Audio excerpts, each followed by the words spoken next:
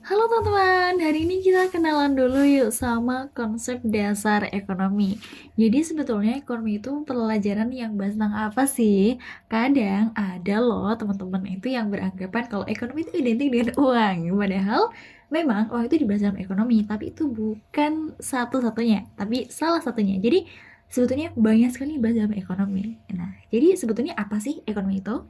Nah, kita kenalan dulu sama pengertian dari ekonomi.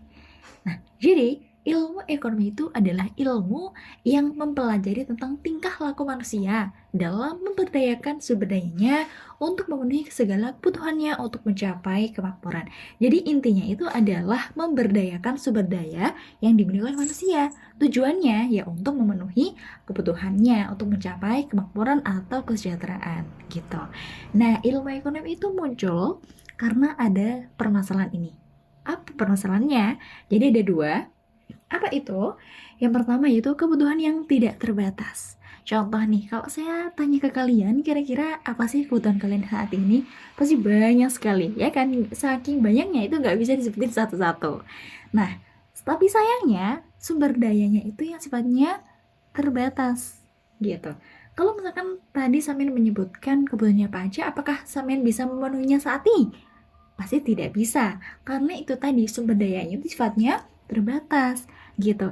Nah, karena adanya ketimpangan ini akan menyebabkan yang namanya kelangkaan atau scarcity. Nah, jadi kelangkaan itu muncul karena itu tadi ketimpangan antara kebutuhan manusia yang sifatnya tidak terbatas dan juga sumber dayanya yang sifatnya terbatas gitu.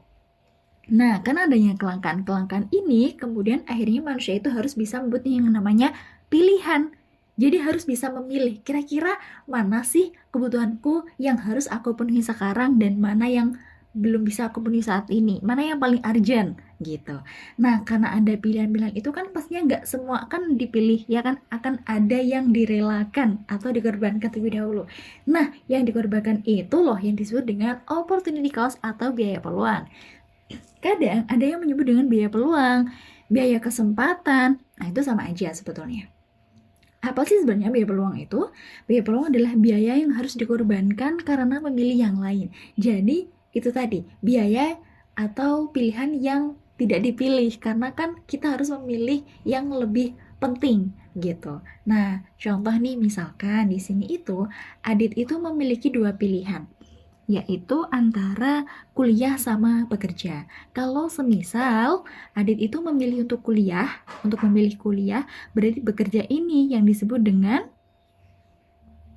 biaya peluang. Tapi sebaliknya, kalau misalkan Adit itu memilih bekerja, ya berarti kuliah ini yang disebut dengan biaya peluang. Gitu. Semoga apa yang kita bahas hari ini bisa bermanfaat ya. Semoga bisa dimengerti ya untuk kalian.